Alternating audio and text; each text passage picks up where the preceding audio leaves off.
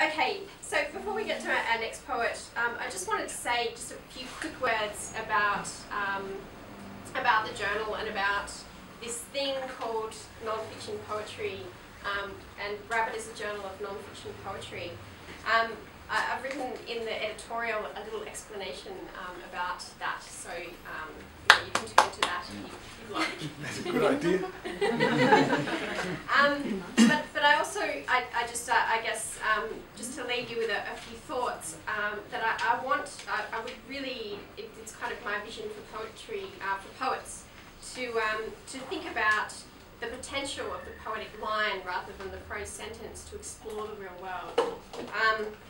I'm also very fascinated by the way in which every poet is unique, every poem is unique, and every poem is a different frame around the world. And so I guess I'm excited by the possibilities that are available to poetry writing, to multiplying the frames through which we kind of see the world. So I guess that is my vision for poetry. I'm also writing a manifesto on non-fiction poetry with Ali Elizadeh, who's over there in the corner. So stay tuned for the old manifesto.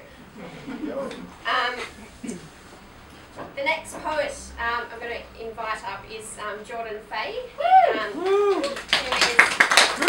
Jordan is a young writer, and he's also a student at RMIT just across the road. After reading Jordan's assignment at the end of last semester, I actually invited him to submit to Rabbit, and that's a very rare thing for me to do. Rare. And so yeah, so I'm very proud to have you in this issue, and I was excited when you said you'd read tonight. So thanks.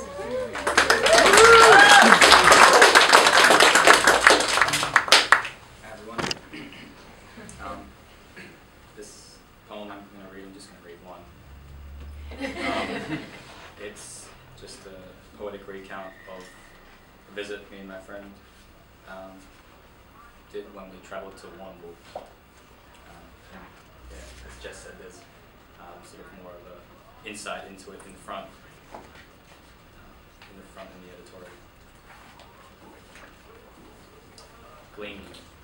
Definition: to collect patiently, little by little. They sat on a wooden bench, and the boy watched a rollicking storm seized high above the water. There was freedom in their postures, open like the panorama of the shore that the boy turned his head purposely towards. He told his friend that he wanted to see a psychologist. His friend was the truest listener the boy knew. It didn't touch the sand. It reminded the boy of the beach he went to 1 year earlier with his ex. He didn't intend to remove his shoes, or roll his jeans, or test the water. They hid their lot of stale chips and flat cola down a bank behind some trees. There were needles amongst saplings and roots, and through the static bushes they saw teenagers playing on the train tracks below. Hours earlier, they had cooked foraged offcuts of fat by a picnic area that they'd be asked to vacate one night later. They tried sleeping in the open palm of the levee that sat in at a rabbit's hole, but the boy couldn't sleep with the brown mosquitoes and cold wind. Even the purple sky and its stars kept him awake. He tucked his extra pair of shorts around his hood and wore them like a mask. The carnival rides were shutting down by the low coastline, and people were laughing and crying. His friend gave him his jacket, and the boy watched him fall asleep sitting upright. They were found in a park by a pair of Korean girls who wanted help using a great flying fox. The boy pulled the rope hard to the platform, and his friend helped the girls onto it.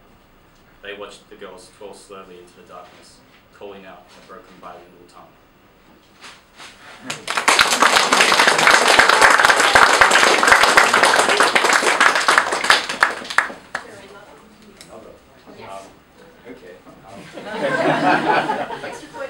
Okay. Well, I have two other poems also published in this issue, but one of them is a sort of visual language poem that would be a bit difficult to read, but I have tried to read it in my own time to myself. So I'll read the less sort of complicated one. So this poem is called Wrist. Some childish fingers stir around it. When ready, wrung out and wrung out under its creasing horizons. It can be sensitive sometimes, like a damp road is. Or like seeing a damp road, it is always a surprise we enjoy. I plead with you, lead me somewhere, take me by my wrist, a door's hinge opening to one end of before touch, the other, a long desert pole. The wrist is an idea where life inhabits under a shadow of skin. And scars, like canoes, drift peacefully along it. I once paddled alongside, swallowing salt, stringing larvae. We'd watch the bugs twirl, not for us, while being wet and carrying on our skin, red, ready with linen. What is one without an old burn, or the knowing of cold daylight when walking home almost tucked in?